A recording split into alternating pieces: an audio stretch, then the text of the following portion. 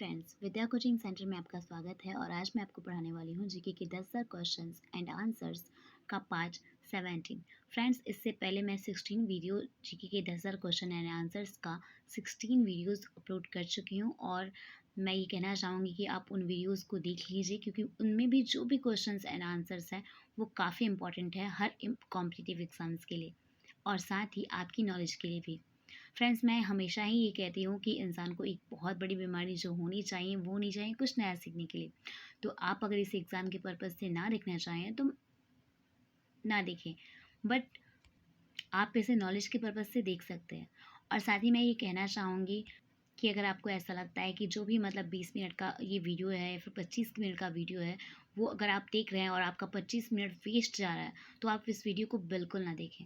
लेकिन अगर आपको लग रहा है कि आप 25 मिनट की वीडियो में 5 मिनट का मतलब आपका 5 मिनट भी काम का हो रहा है क्योंकि आपको एक नई नॉलेज मिल रही है, देन आप इस वीडियो को देखिए और मेरे चैनल को सब्सक्राइब कीजिए और मेरी वीडियोस को लाइक कीजिए और साथ ही अपने फ्रेंड्स के साथ शेयर कीजिए इसे ताकि उनकी भी नॉलेज बढ़ सके। और साथ ही मैं ये भी कहना चाहूँगी कि अगर आपको स्टडी से रिलेटेड किसी भी टॉपिक्स पे वीडियो चाहिए देन आप कमेंट कर सकते हैं।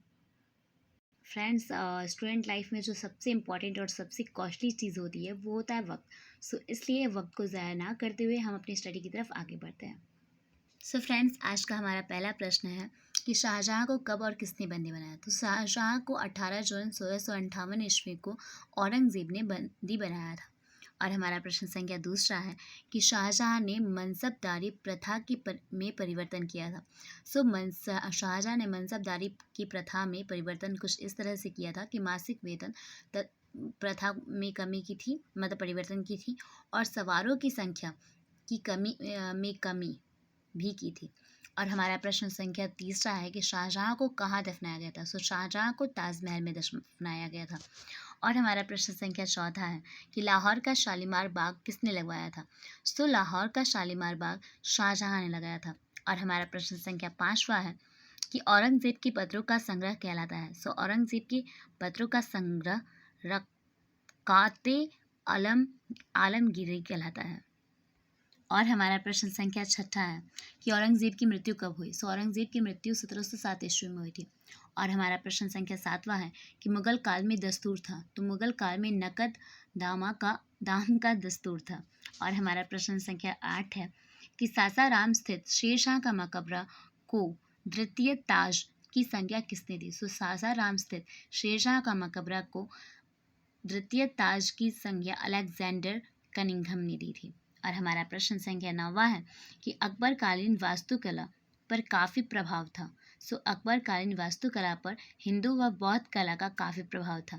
और हमारा प्रश्न संख्या 10वां है कि औरंगज़ेब ने लाल किले के अंदर व्यक्तिगत नमाज अदा करने के उद्देश्य से सफ़ेद संगमरमर से निर्मित कौन सी मस्जिद बनवाए थे। औरंगज़ेब ने लाल किले के अंदर व्यक्तिगत नमाज अदा करने के उद्देश्य से सफ़ेद संगमरमर से निर्मित मोती मस्जिद बनवाया था।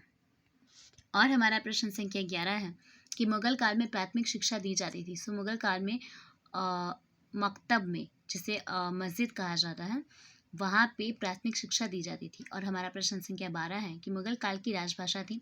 मुगल काल की राजभाषा पारसी थी। और हमारा प्रश्न संख्या 13 है कि शिवाजी के माता पिता कौन थे। शिवाजी की माता जीजाबाई और पिता शाहजी भोंसले थे। और हमारा प्रश्न संख्या 14वां है कि हिंदू धर्म ग्रंथ रामायण को फारसी भाषा में अनुवाद किया था। हिंदू धर्म ग्रंथ रामायण को फारसी भाषा में अनुवाद किया था बदायूनी एवं कादर खान ने।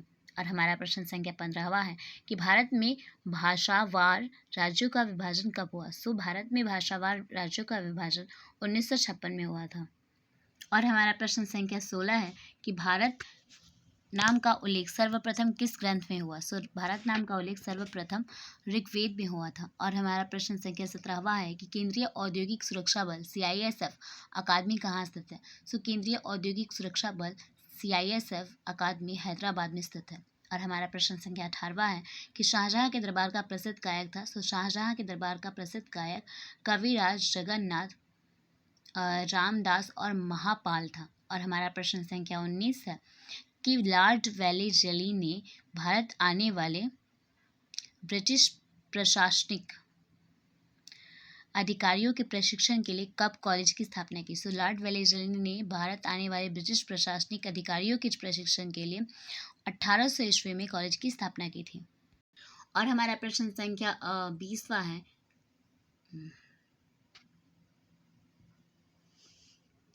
कि बंगाल के वैध शासन किस गवर्नर द्वारा प्रारंभ की गई? सो बंगाल के वैध शासन लॉर्ड क्लाइव गवर्नर द्वारा प्रारंभ की गई। और हमारा प्रश्न संख्या 21 है कि ठगी प्रथा के अंत के लिए किसे नियुक्त किया गया? सो ठगी प्रथा के अंत के लिए कर्नल स्लीमैन को नियुक्त किया गया था। और हमारा प्रश्न संख्या 22 है कि किस चार्टर के द्वारा भारत में ईस्ट इंडिया कंपनी के व्यापारिक एकाधिकार को पूरी तरह से समाप्त कर दिया गया? सो 1833 का चार्टर द्वारा भारत में ईस्ट इंडिया कंपनी के व्यापारिक एकाधिकार को पूरी तरह से समाप्त कर दिया गया था। और हमारा प्रश्न संख्या 23 है कि शिशु कन्या वध पर प्रतिबंध लगाने वाला गवर्नर जनरल कौन था? सो शिशु कन्या वध पर प्रतिबंध लगाने वाला गवर्नर जनरल लॉर्ड बेंटिक था। और हमारा प्रश्न संख्या 24 है कि बंगाल काश्तकारी अधिनियम कब पारित किया गया? सो बंगाल काश्तकारी अधिनियम 1885 ईस्वी में पारित किया गया था। और हमारा प्रश्न संख्या 25 है कि भारतीय राष्ट्रीय कांग्रेस की स्थापना किस समय यानी 1885 में भारत का वायसराय कौन था? सो लॉर्ड डफरिन। फ्रेंड्स, भारत राष्ट्रीय कांग्रेस की स्थापना 1885 ईस्वी में हुई थी, इसलिए यहाँ पे 1885 लिखा हुआ है। और हमारा प्रश्न संख्या 26 है कि प्रथम फैक्ट्री अधिनियम कब पारित किया गया? सो प्रथम फैक्ट्री अधिनियम 1881 में पारित किया गया था। और हमारा प्रश्न संख्या 27 है कि भारतीय सिविल सेवा ICS में सफल होने वाले प्रथम भारतीय कौन थे? तो भारतीय सिविल सेवा ICS में सत्येंद्रनाथ टैगोर प्रथम भारतीय सफल हुए थे और यह 1864 ईस्वी में हुए थे। और हमारा प्रश्न संख्या 28 है कि एज ऑफ कंसेंट एक्ट 1891 में हुआ था, उसका संबंध किस विषय से है? So age of consent act का संबंध विवाह की न्यूनतम आयु से है। और हमारा प्रश्न संख्या 29 है कि कलकत्ता मदरसा की 1781 ईस्वी में किसके द्वारा स्थापना की गई? सो कलकत्ता मदरसा की 1781 ईस्वी में वारेन हेस्टिंग्स के द्वारा स्थापना की गई थी। और हमारा प्रश्न संख्या 30वां है कि भारत में शिक्षा के विकास के लिए 1 लाख रुपए वार्षिक प्रावधान किस चार्टर के द्वारा दिया गया? सो भारत में शिक्षा के विकास के लिए 1 लाख रुपए वार्षिक प्रावधान 1813 के चार्टर के द्वारा किया गया था। और हमारा प्रश्न संख्या 31 है कि त्रिशंकु संसद क्या है? सो सामान्यतः संसद में किसी दल को स्पष्ट बहुमत न मिलने से जो संसद अस्तित्व में आता है उसे आम बोलचाल की भाषा में त्रिशंकु संसद कहा जाता है। और हमारा प्रश्न संख्या 32 है कि 36वें संशोधन के बारे में बताएं। सो 36वां संशोधन 1975 में हुआ था। सिक्किम को भारतीय संघ के 22वें राज्य के रूप में प्रवेश किया गया था। और हमारा प्रश्न संख्या 33 है कि केंद्रीय उत्पाद तथा सीमा शुल्क बोर्ड के बारे में बताएं। सो केंद्रीय उत्पाद तथा सीमा शुल्क बोर्ड केंद्रीय राजस्व बोर्ड अधिनियम 1963 के अंतर्गत गठित किया गया है। इसका मूल कार्य सीमा शुल्क तथा केंद्रीय उत्पाद शुल्कों के उद्ग्रहण तथा उनकी वसूली करने, तस्करी की रोकथाम करने और सीमा शुल्क, केंद्रीय उत्पाद शुल्क और नारकोटिक्स से संबंधित मामलों के प्रशासन हेतु नीति तैयार करना है। और हमारा प्रश्न संख्या 34 है कि प्राणी मित्र पुरस्कार क्या है? सो प्राणी मित्र पुरस्कार यह पशु कल्याण के क्षेत्र में कार्य करने वाले व्यक्तियों को दिया जाता है। और हमारा प्रश्न संख्या 35 है कि सऊदी अरब का सर्वोच्च सम्मान क्या है? तो सऊदी अरब का सर्वोच्च सम्मान शाह अब्दुल अजीज पदक है। और हमारा प्रश्न संख्या 36 है कि 1983 ईस्वी में भारत रत्न से सम्मानित व्यक्ति के नाम बताएं। सो 1983 ईस्वी में आचार्य विनोबा भावे को भारत रत्न से सम्मानित किया गया था मरने के पश्चात।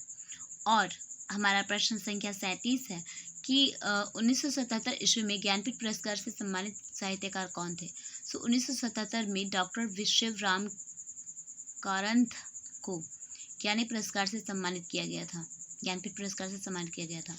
और हमारा जिन्होंने मुक्कज्जिया कंसुगुल नामक साहित्य लिखा था, जो कि कन्नड़ भाषा में था। और हमारा प्रश्न संख्या 32 है कि 1982 ईस्वी में दादा साहेब फाल्के पुरस्कार प्राप्त करने वाले भारतीय कौन थे?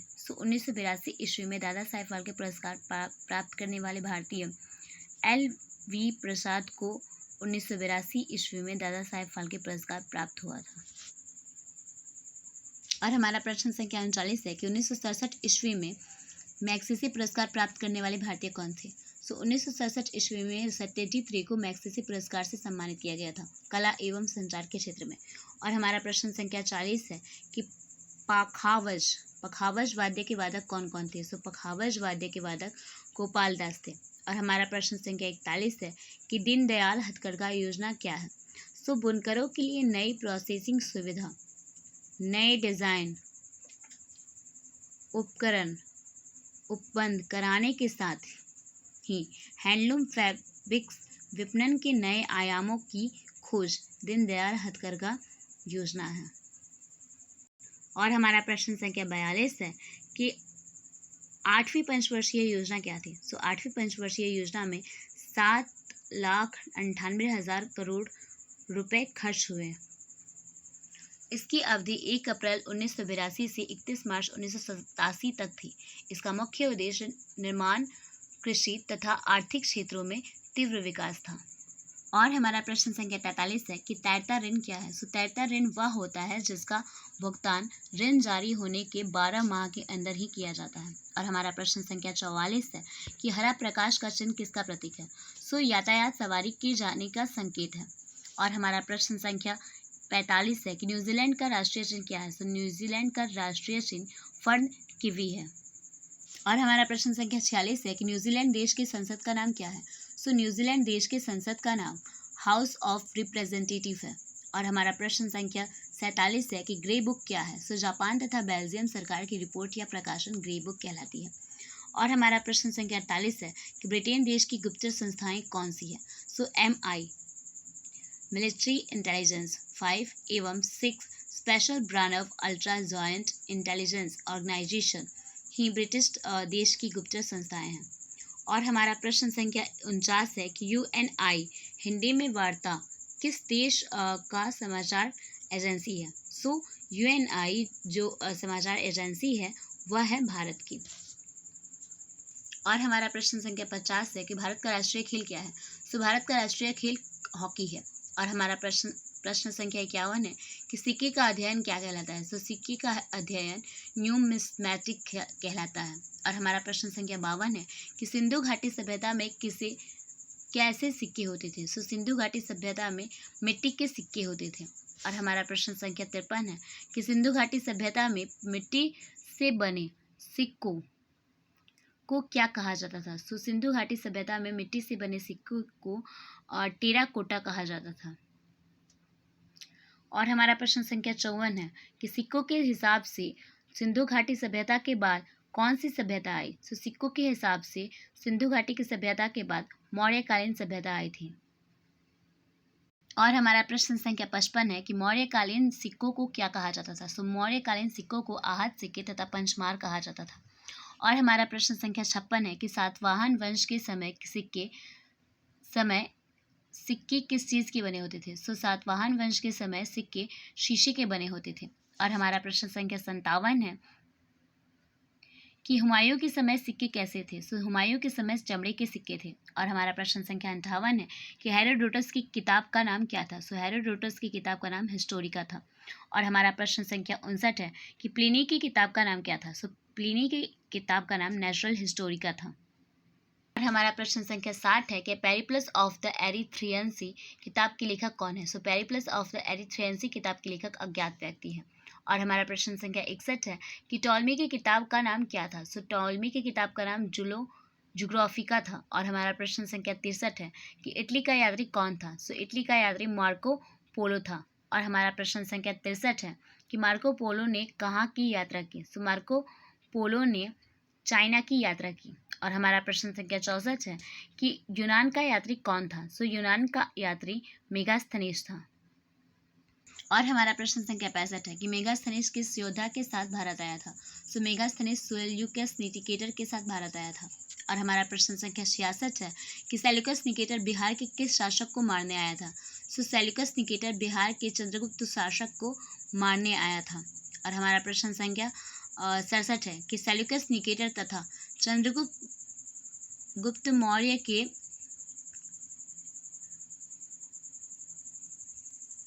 बीच युद्ध का परिणाम क्या हुआ। सेल्यूकस निकेटर तथा चंद्रगुप्त मौर्य के बीच के युद्ध का परिणाम यह हुआ कि चंद्रगुप्त मौर्य ने सेल्यूकस निकेटर को पराजित भी किया तथा उनकी पुत्री कार्नेलिया से शादी भी की थी। और हमारा प्रश्न संख्या 68 है कि मेगास्थनीज की पुस्तक का नाम क्या था। सो मेगास्थनीज की पुस्तक का नाम इंडिका था। और हमारा प्रश्न संख्या 69 है कि फाहियान की किताब का नाम क्या था। सो फाहियान की किताब का नाम फोक्यूकी था। और हमारा प्रश्न संख्या 70 है कि हैंसांग की किताब का नाम क्या था। सो हैंसांग की किताब का नाम सियुकी था। और हमारा प्रश्न संख्या 71 है कि इत्सिंग त्रिपिटक साहित्य को 400 फोटो कॉपी वो भी हस्तलिखित कराकर कहाँ ले गए। सो इत्सिंग त्रिपिटक साहित्य का 400 फोटो कॉपी वो भी हस्तलिखित कराकर चाइना ले गए थे। और हमारा प्रश्न संख्या 72 है कि यात्रियों का राजकुमार किसे कहा जाता है। सो यात्रियों का राजकुमार हैंसांग को कहा जाता है। और हमारा प्रश्न संख्या 73 है कि नीति का पंडित किसे कहा जाता है। सो नीति का पंडित हैंसांग को कहा जाता है। और हमारा प्रश्न संख्या 74 है कि अलबरुन की किताब का नाम क्या था। सो अलबरुन की किताब का नाम किताब उल हिंद था। और हमारा प्रश्न संख्या 75 है कि भारतीय मानसून के बारे में जानकारी किसने दी थी। सो भारतीय मानसून के बारे में जानकारी अल मसूदी ने दी थी। और हमारा प्रश्न संख्या 76 है कि अब्दुल रज़ाक कहाँ का रहने वाला था। सो अब्दुल रज़ाक फारस का रहने वाला था। और हमारा प्रश्न संख्या 77 है कि अब्दुल रज़ाक की किताब का नाम क्या था। सो अब्दुल रज़ाक की किताब का नाम मतलाए साहिन था। और हमारा प्रश्न संख्या 78 है कि इब्न बतूता की किताब का नाम क्या था। सो इब्न बतूता की किताब का नाम रहला था। और हमारा प्रश्न संख्या 79 है कि पंचतंत्र के लेखक कौन है। सो पंचतंत्र के लेखक विष्णु शर्मा है। और हमारा प्रश्न संख्या 80 है कि अर्थशास्त्र के लेखक कौन है। सो अर्थशास्त्र के लेखक चाणक्य है। और हमारा प्रश्न संख्या 81 है कि अविज्ञान शाकुंतलम के लेखक कौन है। सो अविज्ञान शाकुंतलम के लेखक कालिदास है। और हमारा प्रश्न संख्या 82 है कि भारत की पहली राजनीति की किताब कौन थी। सो भारत की पहली राजनीति की किताब मनुस्मृति थी। और हमारा प्रश्न संख्या 83 है कि सर्वप्रथम कितने धर्म थे। सो सर्वप्रथम 3 धर्म थे, ब्राह्मण, जैन और बौद्ध। और हमारा प्रश्न संख्या 84 है कि जैन धर्म में कौन सा भाषा प्रयोग होता था। सो जैन धर्म में प्राकृत भाषा प्रयोग होता था। और हमारा प्रश्न संख्या 85 है कि कुरान किस धर्म का पवित्र ग्रंथ है। सो कुरान इस्लाम धर्म का पवित्र ग्रंथ है। और हमारा प्रश्न संख्या 86 है कि पुराण किस धर्म से संबंधित है। सो पुराण हिंदू धर्म से संबंधित है। और हमारा प्रश्न संख्या 87 है कि आदि पुराण किस धर्म से संबंधित है। सो आदि पुराण जैन धर्म से संबंधित है, जिसमें कल्प सूत्र, 12 अंग, 12 उपांग तथा आचार्य सूत्र है। और हमारा प्रश्न संख्या 88 है कि महात्मा बुद्ध के ज़्यादातर भाषण किस भाषा में होते थे। तो महात्मा बुद्ध के ज़्यादातर भाषण पाली भाषा में होते थे। और हमारा प्रश्न संख्या 89 है कि जब 2 घटनाएं एक साथ हो रही हैं तो उसे क्या कहा जाता है। तो जो 2 घटनाएं एक साथ हो रही होती हैं तो उसे समकालीन कहा जाता है। और हमारा प्रश्न संख्या 90 है कि बौद्ध धर्म के प्रसिद्ध किताब कौन थे। तो बौद्ध धर्म की प्रसिद्ध किताब विनय पिटक, सूत पिटक तथा अभिधम पिटक थे। और हमारा प्रश्न संख्या 91 है कि बौद्ध धर्म की 3 प्रसिद्ध किताब सूत पिटक, विनय पिटक तथा अभिधम पिटक को मिलाकर क्या कहा जाता है। सो बौद्ध धर्म के 3 प्रसिद्ध किताब सूत पिटक, विनय पिटक तथा अभिधम पिटक को मिलाकर त्रिपिटक कहा जाता है। और हमारा प्रश्न संख्या 92 है कि सबसे बड़ा और महत्वपूर्ण पिटक है। सो सबसे बड़ा और महत्वपूर्ण पिटक है सूत पिटक। और हमारा प्रश्न संख्या 93 है कि बौद्ध धर्म में प्रवेश की चर्चा किस पिटक में है। सो बौद्ध धर्म में प्रवेश की चर्चा विनय पिटक में है। और हमारा प्रश्न संख्या 94 है कि महात्मा बुद्ध की फिलॉसफी या दर्शन किस पिटक में है। सो महात्मा बुद्ध की फिलॉसफी या दर्शन अभिधम पिटक में है। और हमारा प्रश्न संख्या 95 है कि बौद्ध धर्म की और 3 किताबें कौन कौन सी है। सो बौद्ध धर्म की और 3 किताबें जागतक, अंगुत्तर और निकाय थे। और हमारा प्रश्न संख्या 96 है कि 16 महाजनपद की जानकारी किस किताब में है। सो 16 महाजनपद की जानकारी अंगुत्तर निकाय में है। और हमारा प्रश्न संख्या 97 है कि महात्मा बुद्ध की पूरी जीवनी कौन सी किताब में है। सो महात्मा बुद्ध की पूरी जीवनी ललित विस्तार में है। और हमारा प्रश्न संख्या 98 है कि जातक में महात्मा बुद्ध के पूर्व जन्म से संबंधित कितनी कहानी है। जातक में महात्मा बुद्ध के पूर्व जन्म से संबंधित 200 कहानी है। और हमारा प्रश्न संख्या 99 है कि सबसे महत्वपूर्ण महाजनपद कौन सा था। सबसे महत्वपूर्ण महाजनपद मगध महाजनपद था। और हमारा प्रश्न संख्या 100 है कि मगध महाजनपद पर कितने राजवंशों ने शासन किया। मगध महाजनपद पर 7 राजवंशों ने शासन किया था।